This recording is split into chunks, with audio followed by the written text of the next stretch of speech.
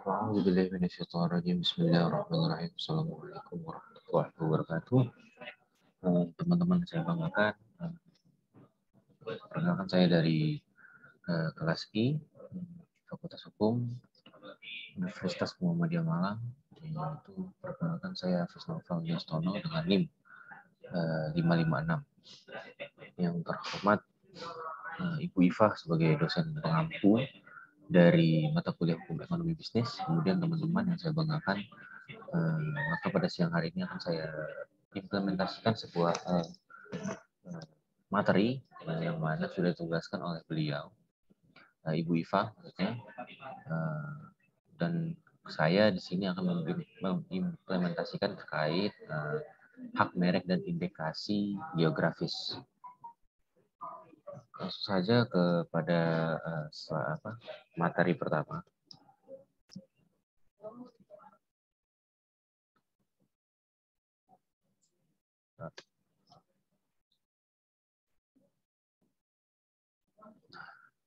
Saja kepada materi pertama, itu merek. Ya, karena yang dibahas adalah sekarang hak merek dan indikasi geografis. Kemudian langsung saja merek. Apa itu merek? Merek adalah tanda yang dapat ditampilkan secara grafis berupa logo, kemudian ada nama, ada kata, mungkin ada huruf, kemudian ada angka, serta susunan warna yang identik mungkin kepada suatu merek yang dibuat, kemudian dengan bentuk-bentuk yang sesuai dengan keunikannya dan ciri khasnya masing-masing, entah itu 2 dimensi atau 3 dimensi. Bisa juga selain dari kata, huruf, angka, dan susunan warna, ada juga mungkin di era modern seperti saat ini itu ada namanya bisa berupa visualisasi suara, kemudian ada juga yang namanya hologram seperti itu. Nah, kemudian unsur tersebut untuk membedakan barang atau jasa yang diproduksi oleh orang atau badan hukum dalam kegiatan perdagangan atau jasa yang disediakan kepada publik seperti itu. Jadi cukup jelas bahwasanya merek itu merupakan sebuah tanda atas suatu branding atau lebih tepatnya untuk mengenal secara fisik luarannya dari barang tersebut. Nah, seperti itu. Lanjut. Hak atas merek. Nah, tadi itu ada merek ya. Kemudian sekarang ada hak atas merek. Haknya itu adalah di mana mereka mempunyai hak eksklusif atau hak misalnya VVIP seperti itu. Ya, mereka itu mempunyai hak eksklusif yang dimana diberikan oleh pihak berwenang. Nah, itu makanya diberikan oleh negara kepada pemilik merek tersebut. Yang mana merek tersebut harusnya sudah terdaftar dan terintegrasi dalam sistem yang ada di badan negara yang sudah terdaftar. Tentunya ada jangka waktu untuk dalam memberikan izin atau menggunakan merek tersebut. Nah, jadi ketika kita mendaftar tentunya ada hak atau pajak mungkin ya terhadap nama merek atau bentuk merek yang kita ajukan, kita daftarkan. Jadi tidak semena-mena kita mendaftarkan terus kita mempunyai royalti, kemudian mempunyai wewenang sendiri, tidak. Ada pajak mungkin di situ, kemudian ada izin-izin tertentu, ada batasan-batasan tertentu untuk bisa menggunakan merek yang kita pakai, seperti itu. Kemudian lanjut kepada indikasi geografis.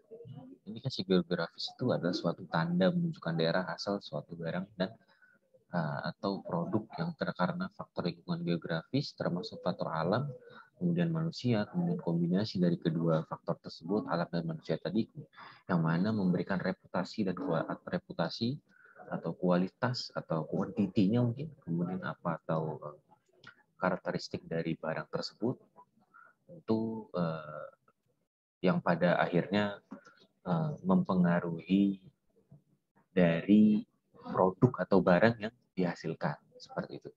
Jadi faktor manusia atau SDM ya tepatnya kepada indikasi geografis ini dan juga faktor alam. Kedua faktor ini yang merupakan inti dari indikasi tersebut, bagaimana hasil akhir dari barang yang akan dihasilkan seperti itu. Kemudian indikasi geografis ini termaktub pada UU nomor 20 tahun 2016 ya, yang mana di situ tentang merek dan indikasi geografis.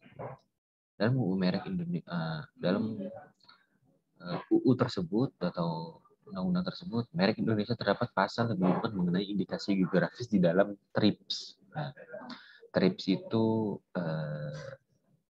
seperti organisasi yang mana melindungi hak kekayaan intelektual atau kekayaan intelektual seperti itu TRIPS.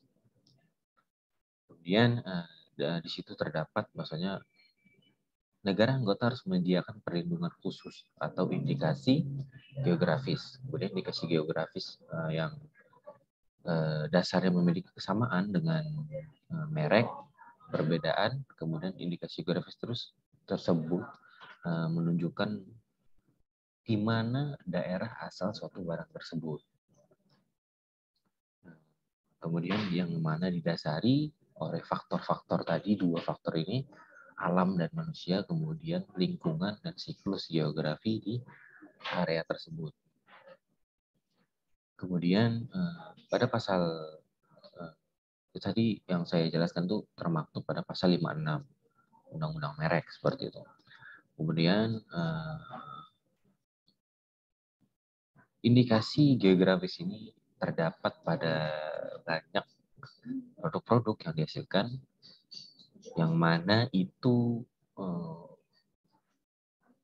lebih cenderung kepada plasma nutfah, plasma nutfah yang dimiliki oleh keanekaragaman negara kita seperti itu.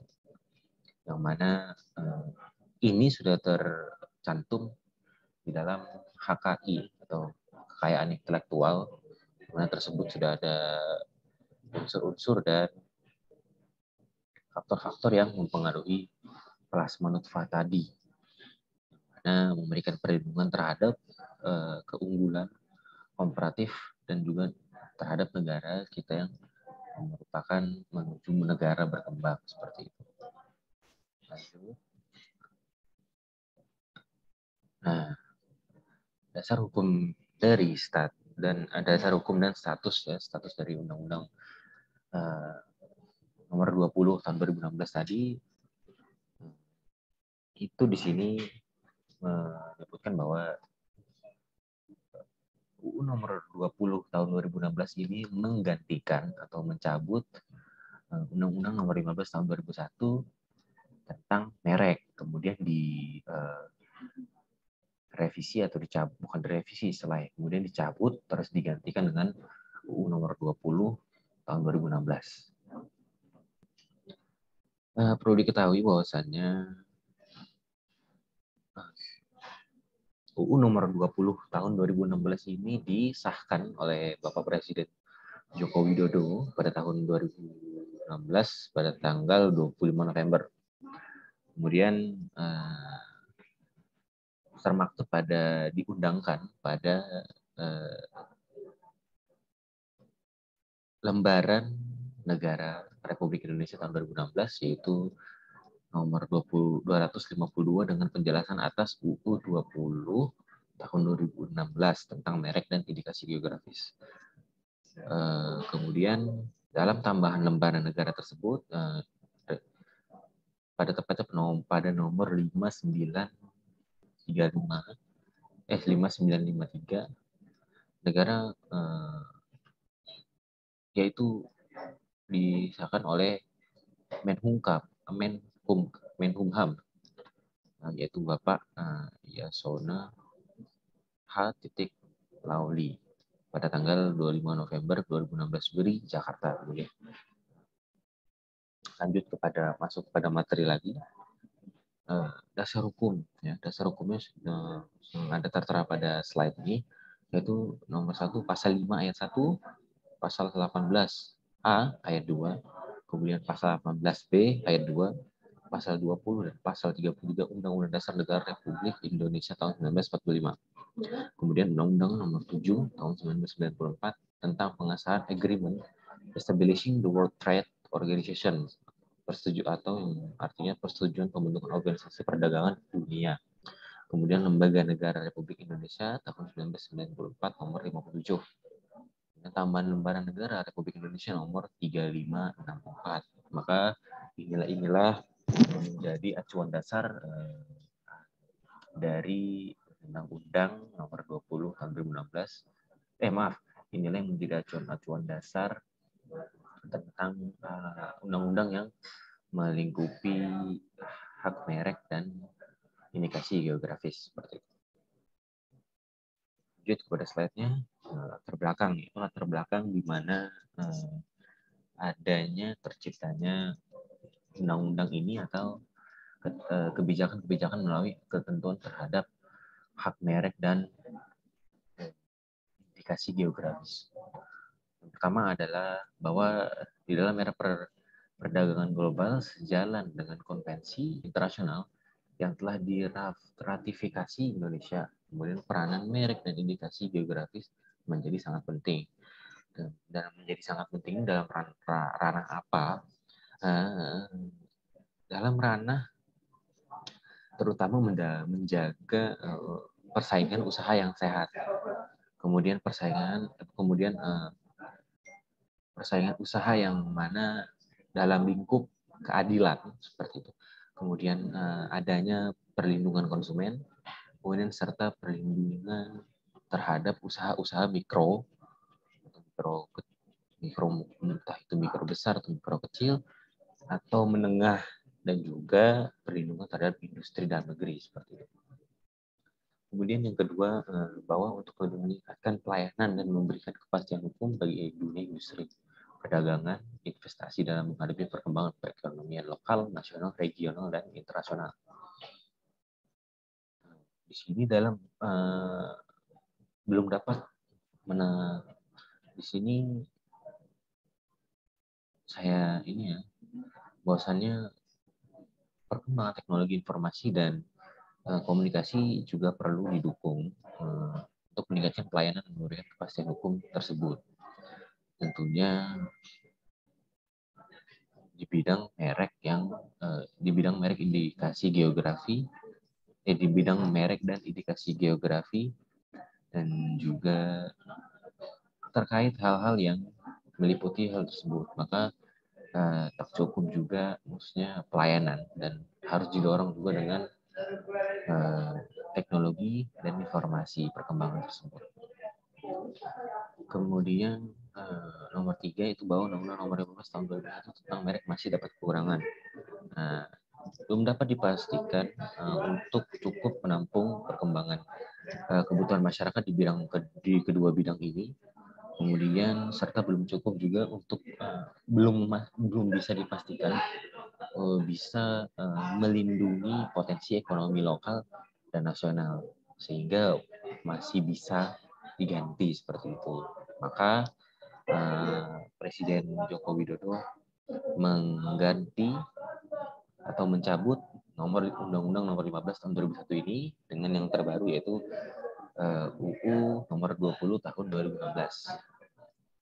Kemudian nomor 4, bahwa berdasarkan pertimbangan sebagai yang disebutkan dalam huruf A, B, dan C, perlu membentuk undang-undang tentang merek dan indikasi geografis. Maka nomor 4 ini sudah tercipta.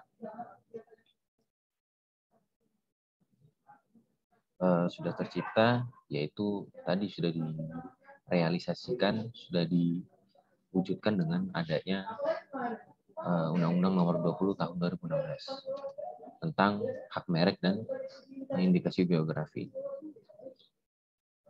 Lanjut.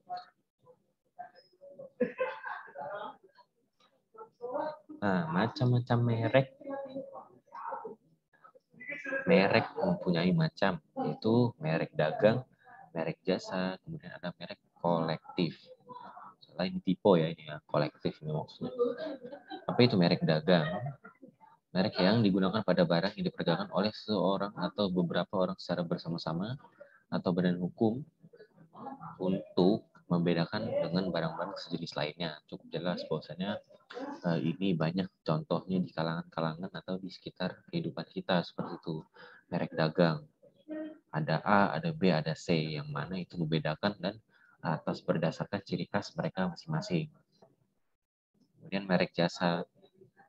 Jasa yang digunakan pada jasa perdagangan oleh seseorang atau beberapa secara bersama-sama untuk membedakan jasa-jasa dengan jenis jasa lainnya. Sama dengan dagang. Merek jasa diperlukan untuk membedakan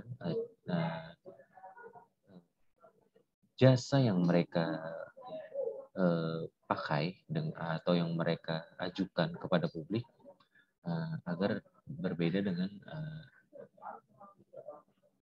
jasa-jasa yang lain seperti itu, dan mana itu menjadikan mereka mempunyai ciri khas masing-masing tersendiri.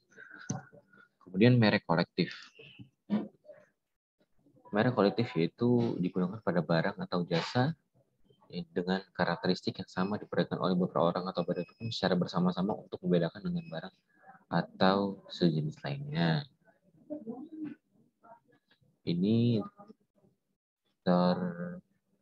khusus kepada barang ya, karena di situ tertulis merek yang digunakan pada barang yang mempunyai karakteristik yang mana mempunyai kesamaan dengan dagang atau jasa pihak lain. Kebetulan barang yang tersebut ini sama, tetapi dengan merek kolektif ini barang tersebut lebih dibedakan melalui ciri khas atau karakteristik barang tersebut. Kemudian macam-macam indikasi. Indikasi ada dua, yaitu ada indikasi geografis yang sudah saya jelaskan, kemudian indikasi asal. Lebih tepatnya indikasi asal tidak jauh berbeda daripada indikasi geografis. Jika indikasi geografis itu mencakup tentang bagaimana faktor lingkungan, terus geografis mana atau faktor alam, kemudian faktor-faktor yang mempengaruhi di dalamnya manusia, kemudian atau juga faktor-faktor internal di dalamnya, yang mana itu mempengaruhi reputasi, kualitas, dan hasil akhirnya. Tetapi dengan indikasi asal ini cukup, istilahnya indikasi asal ini luaran dari indikasi geografis, yang mana indikasi asal sudah mencakup keseluruhan, termasuk geografis, termasuk wilayah, dan asal dari wilayah tersebut. Jika membahas wilayah, maka itu sudah hanya masuk ke dalam faktor geografis. Tetapi indikasi asal, mereka mencakupi wilayah, yang mana wilayah itu adalah geografis tentunya. Maka bahasa mudahnya, indikasi asal ini luarannya, lapisan luar dari indikasi geografis.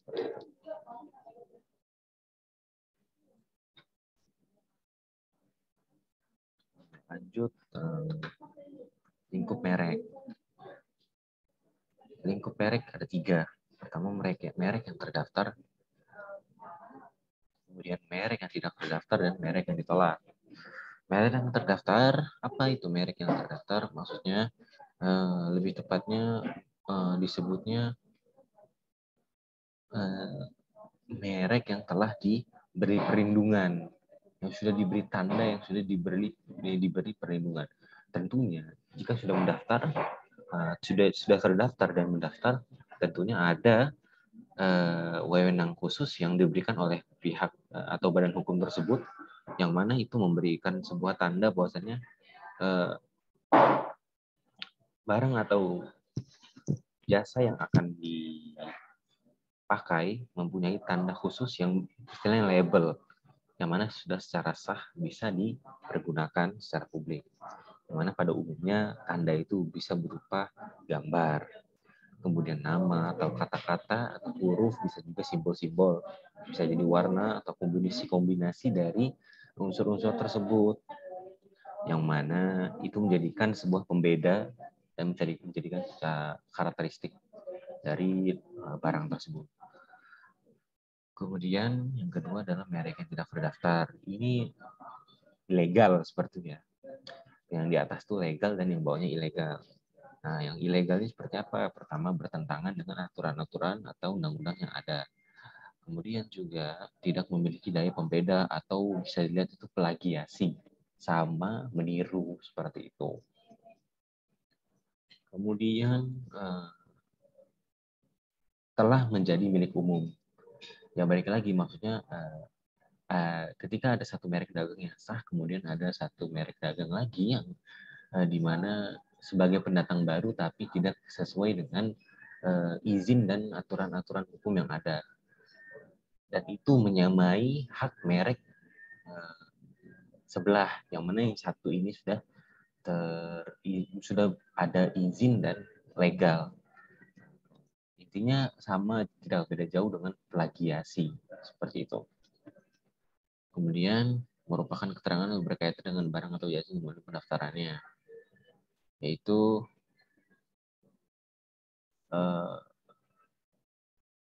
isi dan aturan serta format dalam itu sama seperti itu. Ya. Kemudian C ada itu yang terakhir itu merek yang ditolak. Merek yang ditolak itu apa? Di mana kurang jauh beda, kurang lebih sama dengan merek yang tidak terdaftar. Hanya saja merek yang tidak terdaftar mereka yang tidak berizin, kemudian langsung tanpa dasar hukum, tanpa adanya wewenang atau batasan-batasan, mereka membuat merek tersebut atau suatu ikon tersebut. Berbeda dengan merek yang ditolak.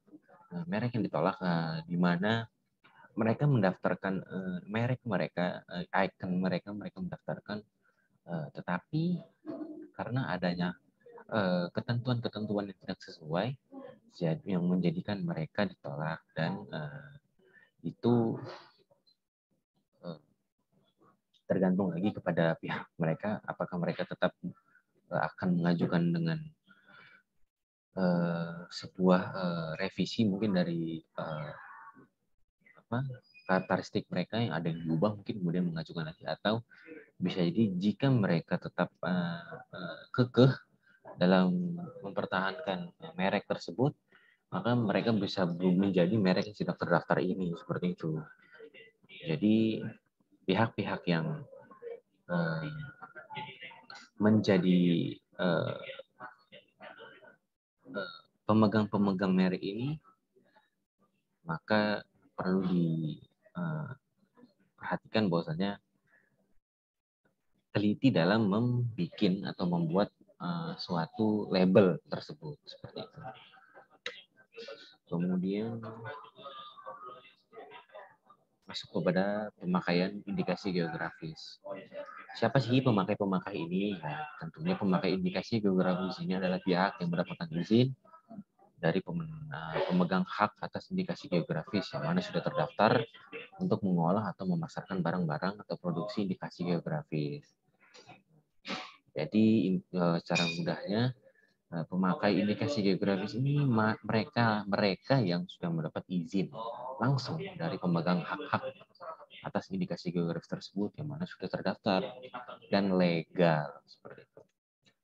Kemudian manfaatnya apa melindungi indikasi geografis? Satu, memperjelas identifikasi produk dan menetapkan standar produksi dan proses di antara para pemangku kepentingan indikasi geografis. Kemudian menghindari praktek-praktek persaingan curang yang mana menyalahkan aturan atau menyalahgunai aturan atau UU yang ada. Jadi memberikan perlindungan konsumen itu lebih protektif. Kemudian lebih menjaminkan adanya perlindungan hukum. Kemudian yang ketiga ada menjamin kualitas produk indikasi geografi tersebut, yang mana menjamin kualitas, yang mana menjamin keaslian sehingga memberikan kepercayaan kepada konsumen. Kemudian membina produsen lokal, mendukung koordinasi dan memperkuat organisasi sesama pemegang hak dalam rangka menciptakan penyitaan dan menyediakan dan memperkuat citra nama reputasi produk. Ini istilahnya membina produsen-produsen lokal, pengusaha-pengusaha lokal untuk lebih memperkuat kesama organisasi yang mana atas lingkup para produsen memperkuat ikatan mereka yang dalam rangka menciptakan suatu lingkungan yang sehat dan memperkuat citra nama dari reputasi produk-produk masing-masing dari mereka seperti itu. Kemudian meningkatkan produksi dikarenakan di dalam indikasi geografis dijelaskan dengan rinci tentang produk berkarakter khas dan unik. Nah, dengan adanya melindungi indikasi geografis tersebut, maka dengan rinci kita bisa mengetahui bahwasannya produk mempunyai karakter khas dan unik atas mereka masing-masing, yang mana itu perlu ditingkatkan agar agar memperkuat citra nama dan reputasi produk tersebut, dan tentu menjamin kualitas dan kepercayaan konsumen. Kemudian yang terakhir, adanya reputasi suatu kawasan indikasi geografis akan ikut terangkat.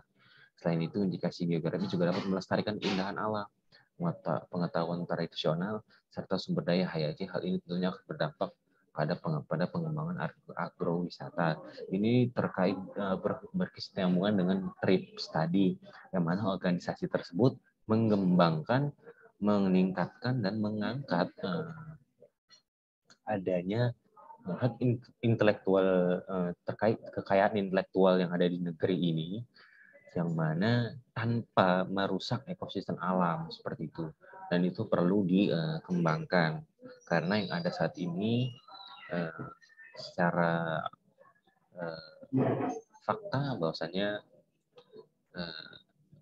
jasa-jasa atau produk-produk barang yang dipasarkan, didagang, perluaskan tidak luput dari mereka yang kurang bertanggung jawab atas kerusakan alam yang mereka perbuat. Contohnya seperti kerajinan kayu yang mana mereka menghasilkan olahan dari berbagai macam kayu, yang mana itu menjadikan bahwasanya keindahan dari sebuah seni dari kayu tersebut, menimbulkan citra dan reputasi dalam produk kayu. Tetapi mereka lupa untuk bagaimana bertanggung jawab atas alam, bagaimana menjadikan bagaimana mereka lupa bagaimana cara mencintai alam dan memberikan timbal balik kepada alam. Maka tentunya di sini indikasi geografis dalam pembinaannya itu diupayakan untuk dapat melestarikan keindahan alam, kemudian bertanggung jawab, kemudian lebih dapat bisa meningkatkan pengetahuan tradisional, sumber daya hayati, dan tentunya berdampak pada pengembangan agrowisata. Sudah habis presentasi dari saya, mungkin itu saja. Apabila ada kesalahan dan kemudian ada kekurangan atau dari perkataan saya yang belibet, saya mohon maaf kepada rekan-rekan dan teman-teman yang saya banggakan, kemudian terkhususnya kepada Bu Ifah. Saya mohon maaf mohon maaf atas kekurangannya. Saya mohon adanya koreksian. Terima kasih. Saya akhiri presentasi ini. Wabillahi taufiq wal hidayah. Akhirul lakum. Assalamualaikum warahmatullahi wabarakatuh.